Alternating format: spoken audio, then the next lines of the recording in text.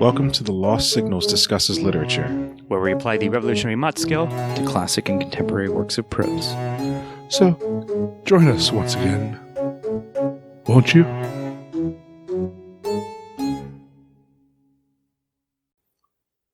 Good evening, or whatever time you're listening to this podcast. Ooh. And welcome to another The Lost Signals Reviews Literature.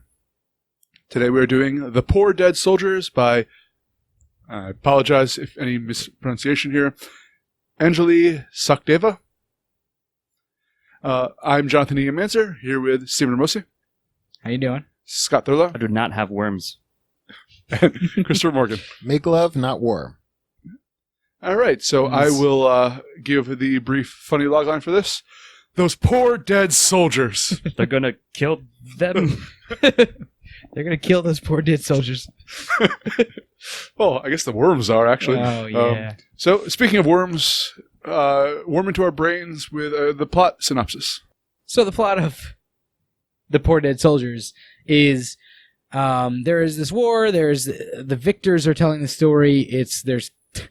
At the end of the war, there are 3 survivors on one side and 2 on the other, and the side with 3 survivors is the winner. They are kind of telling the story about how they can't really bury all the dead because there's only 5 people left between them.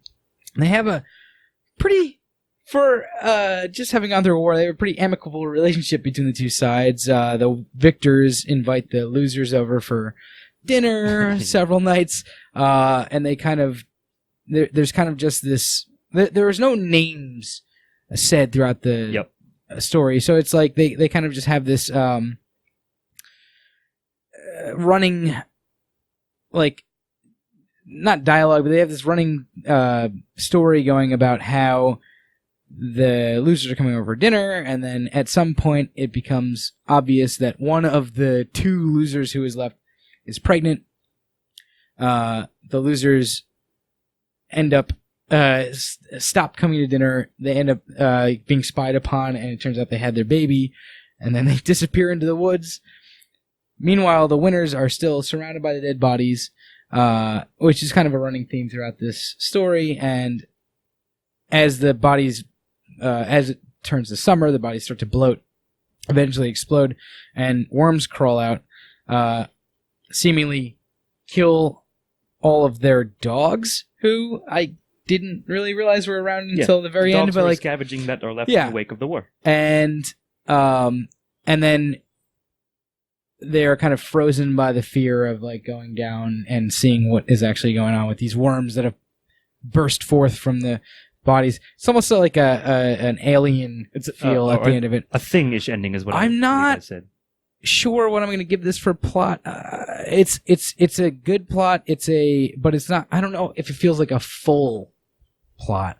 There is a good amount that's said throughout. In the very few words that this story has. It's pretty short. It's quite short. Yes, true. It's like a 10-minute read at most. I'm leaning towards a 2 at the moment for this, but I'd love to hear what you guys have to say. So I wrote down 3 in my initial notes impressions. So yes, it's a quite short. It's almost not quite to the degree of we recently did Lawn Dad. It was one of the stories we did. Mm-hmm. So it has a touch of surreality to it. There's 3 people who are quote unquote on the winning side, and the couple, I guess you'll say, that's on the quote unquote losing side, and they're surrounded. Literally, their entire city is filled with dead bodies that they can't figure out what to do with, or it's the manpower is not enough to properly bury them. And then at the end, it's almost like Lovecraftian worms, or it's implied that they're not the regular worms that would come out of actual dead bodies in real life, right? So, they were crawling up the walls and stuff. And it's we watched them crawl up the walls and wish we had some guns left over, but we didn't, so we just kind of watched them, and then it ends.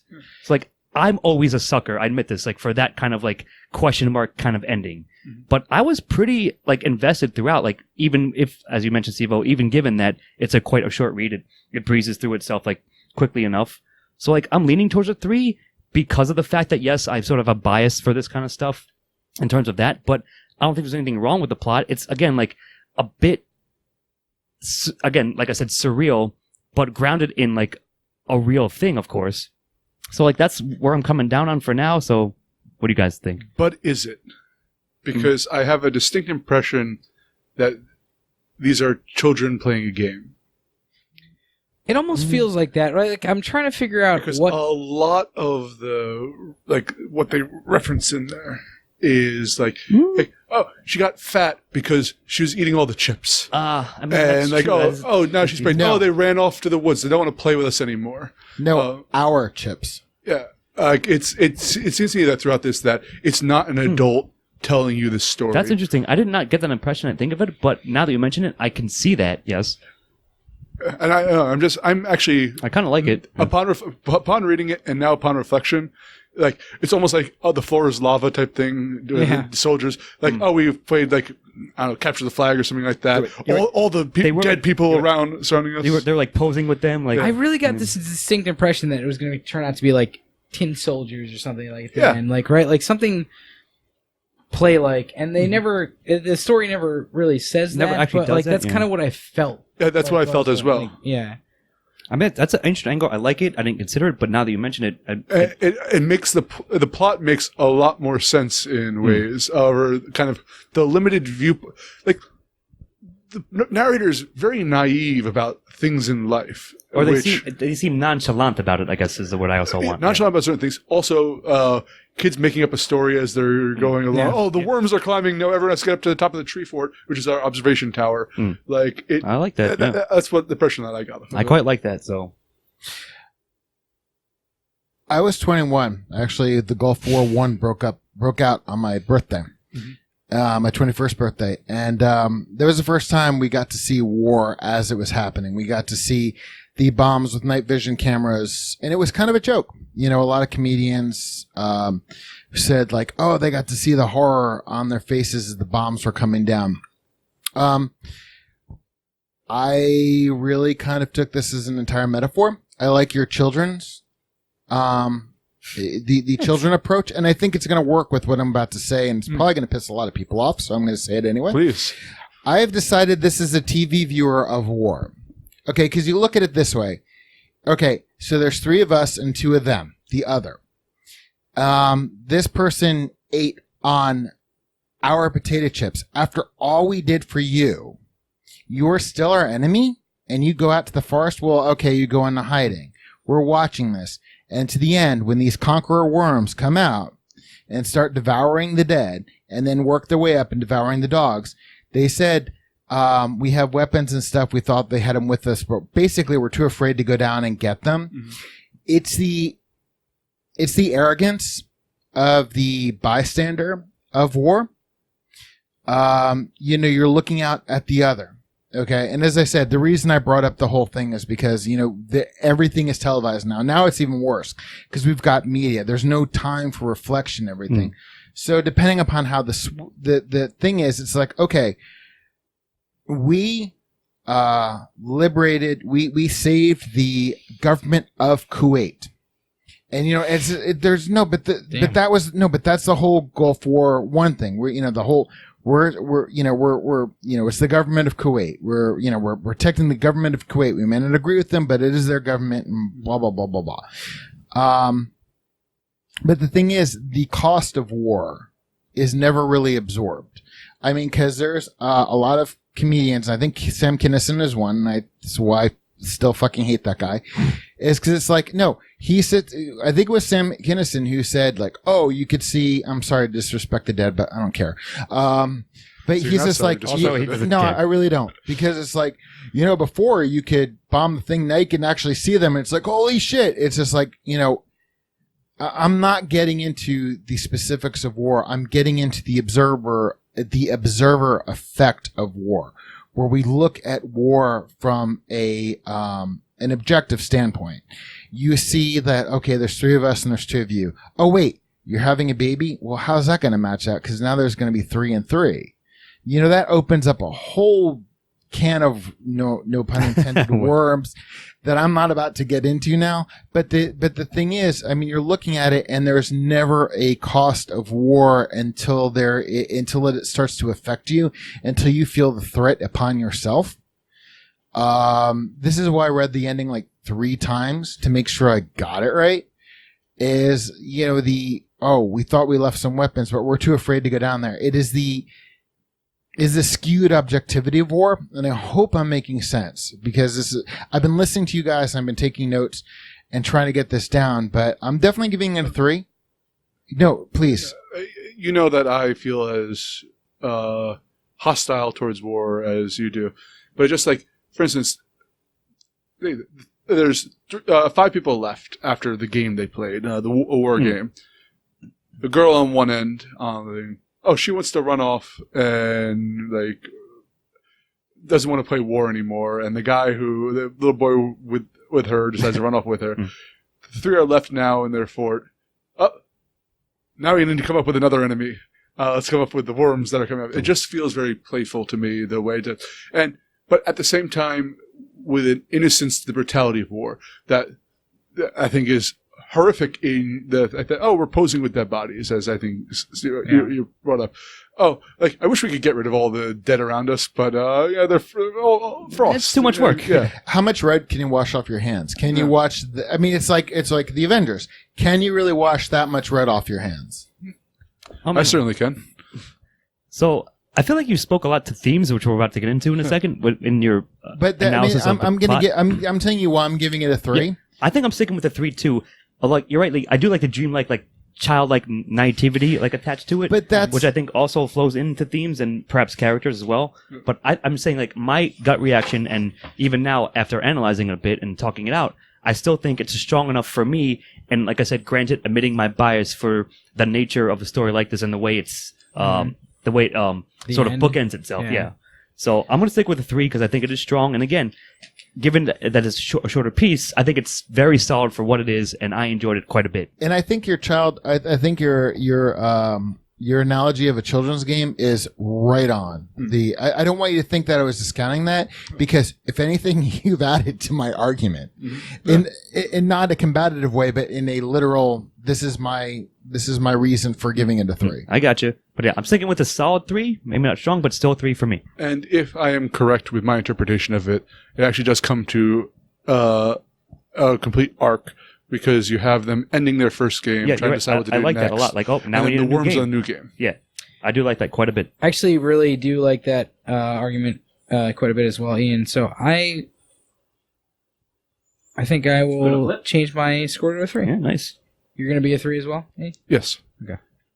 Okay, so Scott, since Chris already did it for you, talk about themes. Well, I mean, I'll build on that because of the elements that you guys mentioned. That if you take it to be that, which I think is very valid, and in fact something I didn't quite consider. I saw bits and pieces, but again, as you guys mentioned it and talked it out, I'm thinking about it, sitting here. Yeah, I think that is sort of the angle that the author is going for, and it makes sense. So yeah, it's what do you do in the wake of war? The voyeuristic nature of the survivors of, in theory, a conflict, and then sort of making peace, if you will, with your surviving enemies, but then realizing, because of course, we'll be friendly to you because we have one up on you, essentially. But now we're even again, and now you're leaving. But we don't want to seem petty. And it's all, if you view it for the angle of it's all a game, which I think is very much the case at this point, then yeah, I think it's very strong.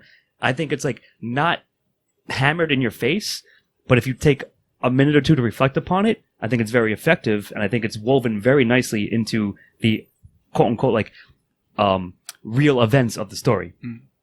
And I'm gonna take that ball and run with it. Here's the baton, sir. Go ahead. Thank you, sir. Because if you look, and I'm really gonna start pissing people off, I'm sure. But if you look at 9/11, and I was watching, all right, Steve, just relax. It's okay. I'm gonna make a good point here. But if I was watching it, and by 6 or 7 o'clock that night, they kept showing a plane crashing into the building with these horror graphics, the blood dripping down, blah blah blah. And it became this disconnect. It became a show. This is when I really started analyzing media. And to make my point clear, before I was talking about the 1991, January 16th, 1991, Gulf War I. And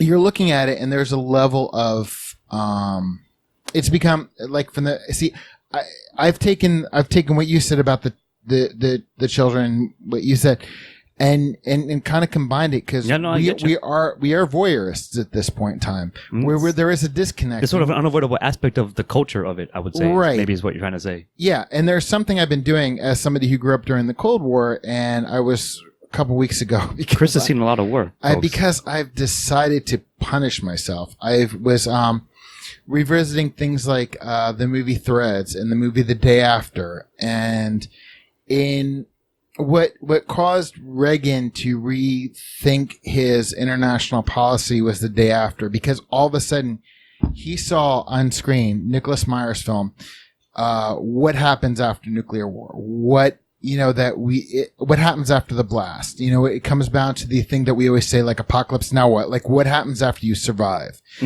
And the thing is about this, when the worms come out, it's just like war is just this objective thing, us versus them, quantification, like 3 versus 2, and they're still reproducing. Or are they hiding? Okay, it's good. They ran off into the forest. It's good. They're hiding. They're afraid of us. Now the worms are coming for us. This is something we didn't expect. When you bring that thing that you don't expect, that you don't see, and somebody calls out to you and says, hey, here's a repercussion of what went on. This is the aftermath. This is the fallout, so to speak, of what just transpired. All of a sudden it becomes real. All of a sudden it's just like, okay, you're faced with, to continue the Cold War analogy, dying of radiation poisoning. It's horrifying. And to see it like on film, it's horrifying. And to me, this in a very, very short story, really, I was captivated by the fact that, after, let's just say 39, I was 10 years old when I became cognizant of the Cold War and so forth. 39 years of looking back on the Cold War and the Gulf War I and 9/11 and Gulf War II and everything that's been going on in Syria and what was going on in Bosnia, Herzegovina, and during the 90s and all this stuff. And you look at this, and we are somewhat objective viewers. It's not like it's like we're gauging war against the other. War has become the other.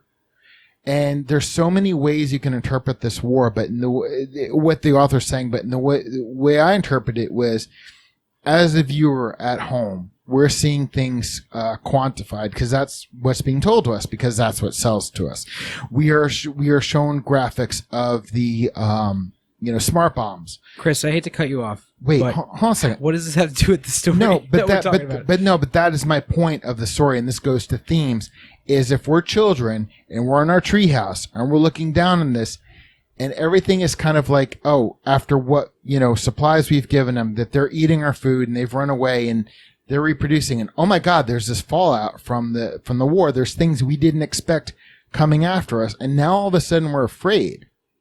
I mean, yeah, I'm looking at this story, and I told Ian right away it was a very captivating story because I'm looking down at 39 years of being cognizant of all the aspects of war and watching this and being very critical of stuff, and I'm looking at this and I'm like, holy shit, in a very, very simplistic way. And again, your analogy of using children in the treehouse looking down upon war from an objective, and then it becomes a subjective thing.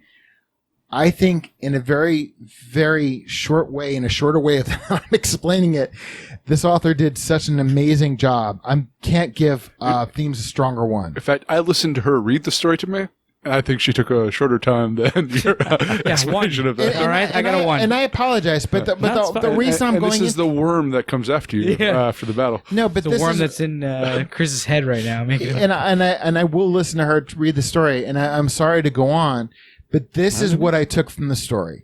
These are the themes that I took from the story. I gotcha. And as this one comedian critic I always listen to, SF Debris, says, if something makes you think, that's a good thing. And this movie, this story made me think a lot. And it's strong evidence for one, I think. And I apologize for going on, but that's what I took from it. In our culture, not the Cold War culture, the culture afterwards, it's movies, gamification of war, whether you're doing Call of Duty or drone warfare. It's kind of gamification of it. So, I mean, yeah. It was pretty nicely woven in there for sure. Yeah, so strong one for me. One's all around. Yep. Okay. And Chris. Hold on, he hasn't gotten a chance to speak yet. So you got to give him antagonist here. Antagonist. And Fuck. Did I show my entire hand just then? I mean, I think you spoke the entire podcast episode just now. We're I'm done. sorry.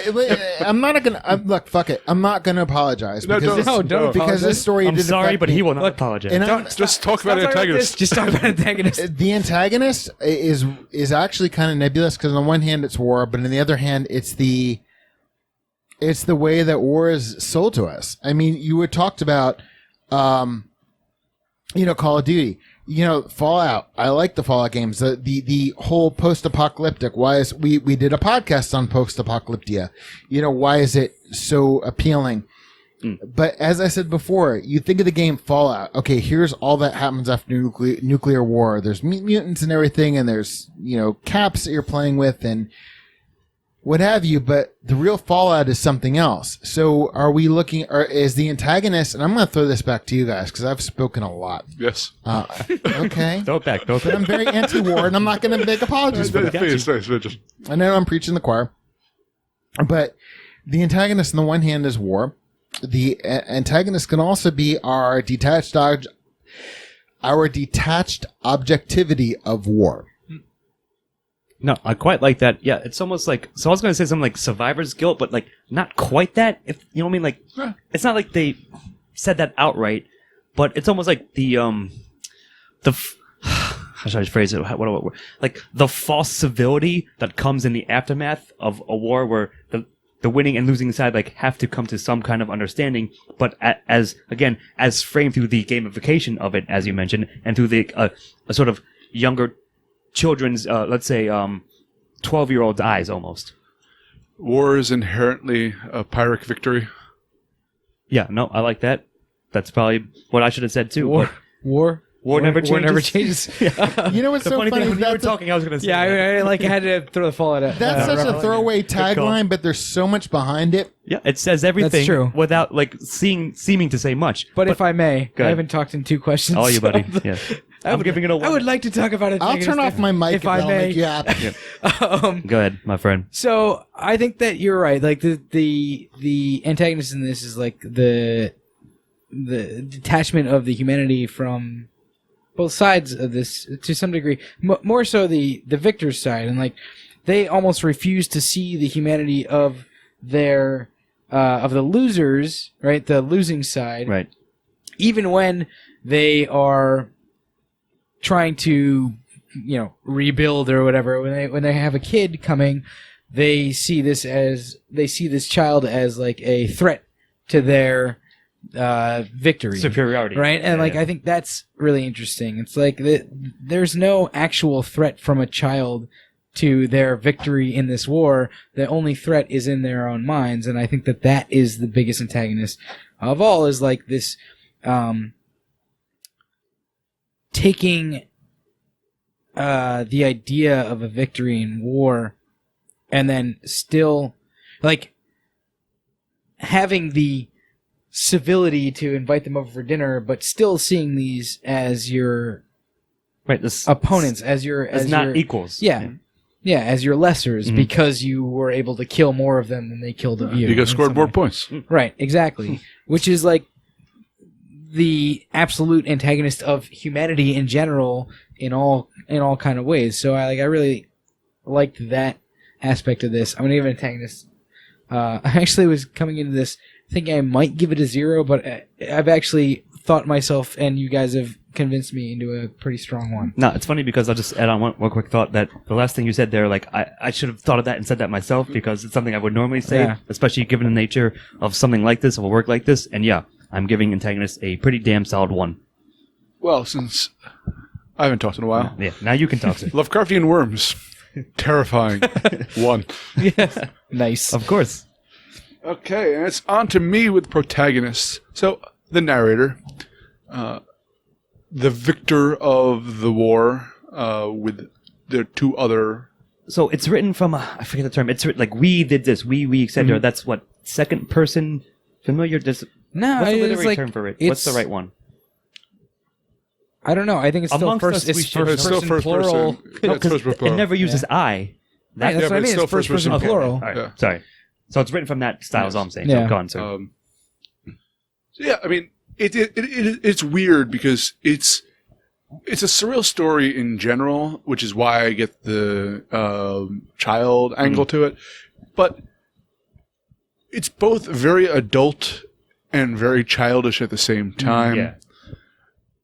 Like when they're describing the worms they're going into, like how I imagine young boys being like, "No, it looks like your arteries if they walk on their own," Yeah, and something like yeah. that. It always come off of that. But because I'm uncertain to the scope of what the story is and who these characters are, but I'm still intrigued and get so much out of it.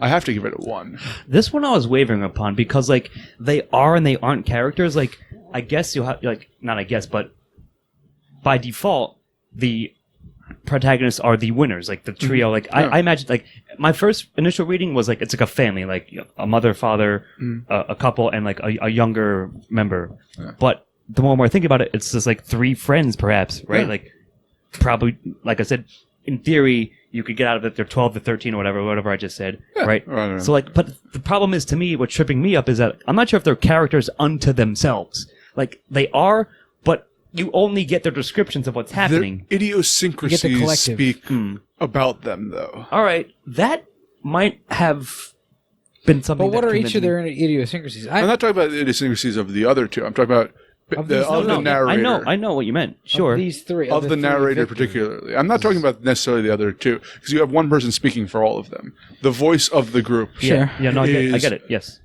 a unique character.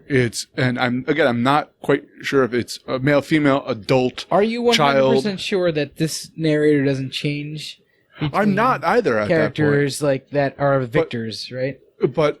But yeah, I have a feeling that it does. doesn't, but like, That could be something that's happening in here. But the thing is, it's still intriguing. It doesn't ever become necessarily Not. isolating because it's trying to be clever. Yeah.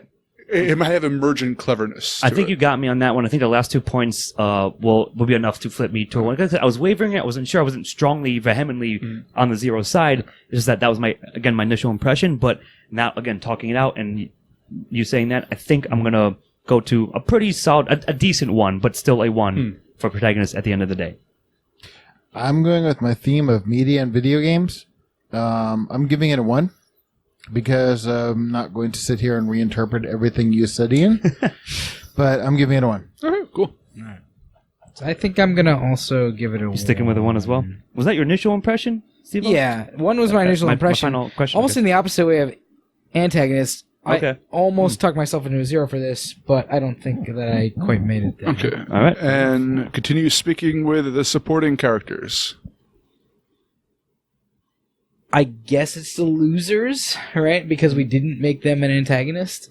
Because I really I don't think they certainly that were not that are. in the story. Yeah. And perhaps the worms, or the dead bodies, even more so than the worms. I would it's say. funny. That's what I was going to say. I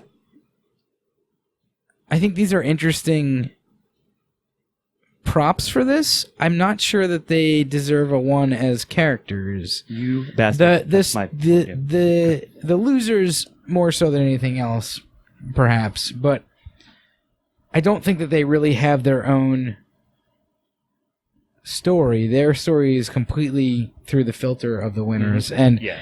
for that reason, I'm probably gonna give this a 0. I agree. Yeah, I'm gonna piggyback on that too. Like you said, props. I was gonna use the term backdrops, like essentially, right? They're not characters unto themselves. Way less to the degree that I was just speaking about protagonists. But certainly, I think just in this case, it sort of defaults to a 0 because of the way it's written, and maybe we'll expand upon in style in a second. But I think for this one, I'll have to go with a 0 as well. What do you think? Everyone who's not watching this on video, Chris pulled a power move just now with his mic. I moved the mic away from me so I would stop talking, but Pulled it right back for this one. I'm going to give them a 1.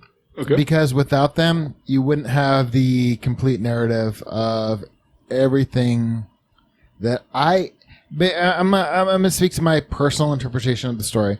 But without them, they're reflective. You're saying you think they're more than props than what we just said? Yeah, In I that do. sense? Okay. I do. And that's fair. I actually get think it, I think they're what gives the story perspective. So I'm giving them 1. All right. Cool. That is And I'm valid. putting my microphone away from me until next. All right, take it easy. It's just fine. We were ragging on Not you trying to make before a little yourself bit, conscious. but Yeah, it's good. It's all good. But Scott, yes, sir. dialogue. So this also is a tricky one because there was technically dialogue, like 3 lines of actual, again, in spoken quotes, if you will. But for the most part, as we said, it's a description of a collective, like we did this, and then we were looking at the bodies, and we invited the losers over for dinner, etc., etc. So like it's almost like a running, not monologue per se, but just internalized description for the most part. So I'm not sure. Like I wrote in my initial impressions, like I usually jot down like what I think the score is, what I'm going to give it. I wrote a 0 question mark, which means like essentially a soft 0. So it depends, and we've run into this situation before where a story written in such a way doesn't technically have like that much or dialogue at all. But do you count what is there as dialogue, or do we ship it all to style because traditionally it wouldn't be dialogue? So I'm coming down on this one. Nothing against the story. I'm leaning towards a 0 because of that fact, but I am not opposed to being convinced of a 1. So go ahead. I feel similarly, although I was just looking through this, and there are a few lines of dialogue. Yeah, a handful. We look at their sweet, brave frowns and say, she was a credit to us. Like, most of it it's all remembered dialogue, Yeah, which is right, interesting. exactly. It's like, we would say, you're not doing so badly, or perhaps you'll win the next war, things like that, which I think is funny, but I don't see it as, I probably don't see it Necessarily as dialogue, right? being a strong enough to give dialogue a 1. I think that this story is mostly made in the emotion that is conveyed through the telling of the story, Yes. and the kind of the empathy or lack of empathy that you view the story through, and perhaps that triggers the reader's empathy in this. But it's not done through dialogue. It's mostly done through a kind of narrative telling of what happened in this war, or like what happened afterwards mostly. And again, like Scott said, nothing against the story itself, but I don't think that the dialogue is strong enough to give a 1 to. I don't know. Perhaps you'll win the next war. It's a great line. Good line. It's a great but line. Does that say, like, I don't know. For me, it doesn't say. In It fact- doesn't make the dialogue. America should go around every single country. It should be on our flag. Yeah. Like, trademarked by America. Like, yeah, that's hilarious, but in terms of the story itself, I don't think it's enough. All right, so my question about this is, due to the distinct idiosyncrasies of the narrator, is that dialogue, is that style, we've come across this prior. My initial instinct was to suggest that it's more style. I tend to agree. Yeah. So I think I'm going to be leaning kinda- towards. And like this is kind of like it's a story that almost feels like as though it was like an oral like told to us, as though it was Like a story. a campfire tale or something, yeah. But I'm not going to say that the entire story was dialogue. I'm going to say that Yeah. that's going to go more towards style. I think I'm coming down on that exact same front. I wasn't sure about this, but I decided that I was going to score the same way Ian was going to score, so I'm going to give it a 0. All right. Okay. Fair enough, I suppose. But I still think it's valid, like, because, again, we've run into situation before, and I think it makes sense to apply it in this one as well. And nor would it have been a better story for having more dialogue in it. It's not a Right. fault. It's just, it's a fault of our system, not a fault of the story. Exactly. And I agree. Well said. And I wasn't being flippant before. I was just saying that since you and I probably share the same, Similar mindset. yeah, which I is got you. why if anybody's not watching the video when he started to speak, I went face first into the control I panel was here. happy to. Because I was just like, all right, this is basically what I thought you were going to say and basically what I was alluding to the whole time. So Nice. I'm moving the Okay, microphone well, away. Chris, well, put it back. Move it back. Because it's onto you with style. Okay, based upon everything you guys said, yeah, his style gets a really strong 1 because you do have Absolutely. the narration. Again, as we've discussed, first person narrative is always a tricky thing between dialogue and narrative, dialogue and style. And given that I gave a 0 for dialogue, I'm definitely giving this a 1 because I thought it was a really and I can't remember who said. I think it was Scott, or maybe it was Scott and Steve, a merging of the two. That it wasn't an I but a we. Terrifying. We've become one. Yeah. No, go but on, go on. you had an I that was really a we. Yeah, that's what I'm saying. It's written from that, in that, again, the literary term that I should know and forgot at that point. But yeah, and based upon everything we said, I mean, that is a completely apt and correct assessment of it, in my opinion. So I'm going to give it a 1. Yeah. Yeah, our Scott, Actually, me and Scott's this is fusion. completely unrelated. I read an interesting thing about that narcissists actually tend to use we more often than I, even though you would imagine that a narcissist would use I often because they automatically assume that others have their opinion. This Well, story it's the- does feel very narcissistic. But it's as well. It has tones of that, addict. It's the addict's view of things. It's the we instead of I. So yeah. Yeah, I mean, like, so everything, like, I will ship, perhaps in the next war, I'm shipping that into style. And, like, I was going to read a line or two. Like, I'll just read the last one, right?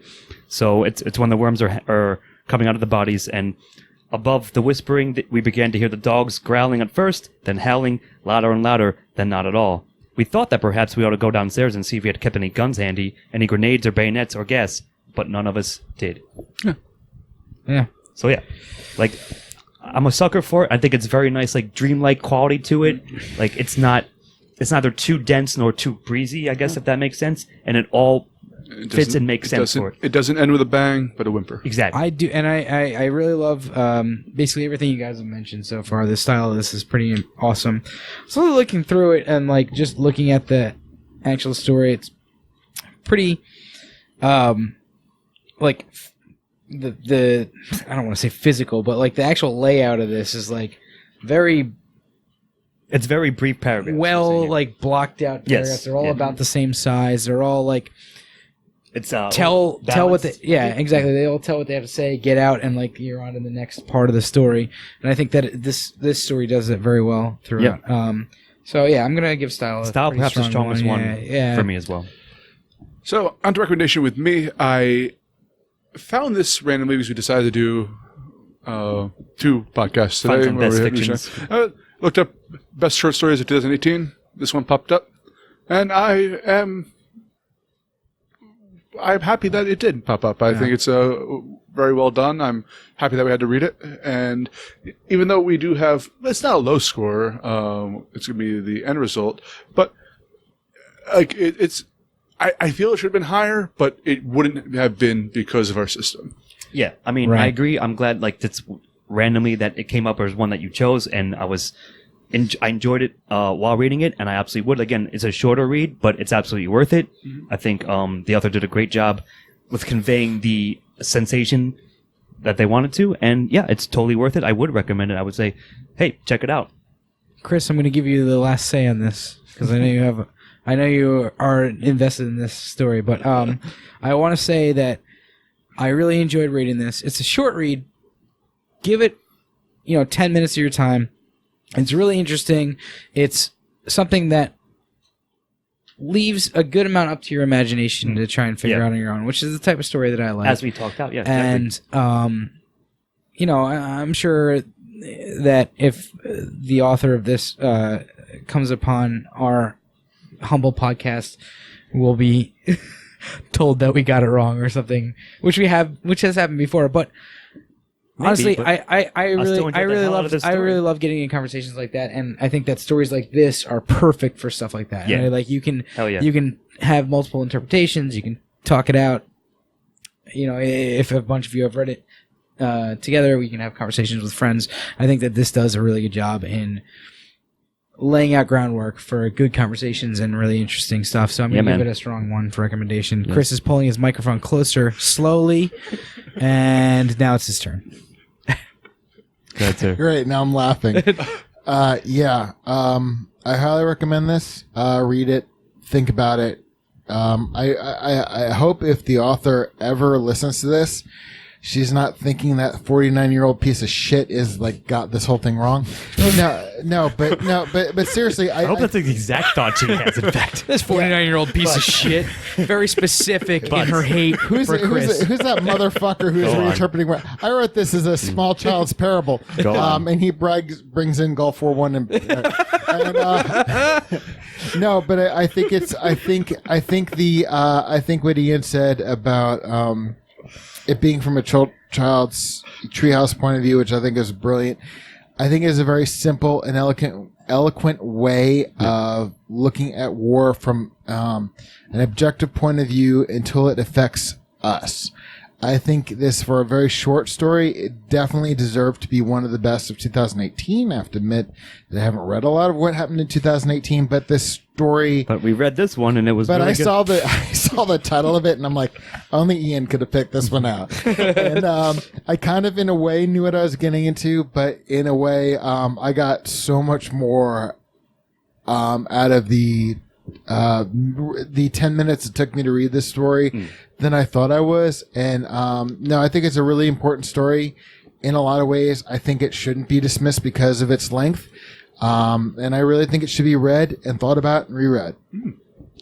So you predicted that killer worms. You knew what you were getting into with it. So I know I know that kill poor dead soldiers, kill worms. In recent weeks, I realized that I in a lot of ways, my stances against war at the age of 12, at the age of 10, are the way they are now at 49. Sure. And I think this really, and obviously, if I haven't, in my very, very long-winded way, explained to you like that my views haven't changed, and in a very simple way explains like what happens when. And this is the reason I use like the day after, and when Reagan looked at it, and you realize that it's not just us versus them. There are repercussions after the shooting stops. I was a total monster when I was 12, and now I'm a total different type of monster. But well said. This where does it leave us though? Gave us 8.75. I think that's quite strong, and I think this story has earned it. Yes, and a good find for sure. I'm Jonathan E. Manzer, here with Stephen Mosi. Have a good night. Scott Thola. Worms. And Christopher Morgan. Fuck or. See you next time. Editing and engineering by Jonathan Ian Manzer. Music by Christopher Morgan. Check us out on YouTube and iTunes for the shows, and on Facebook and Twitter for updates.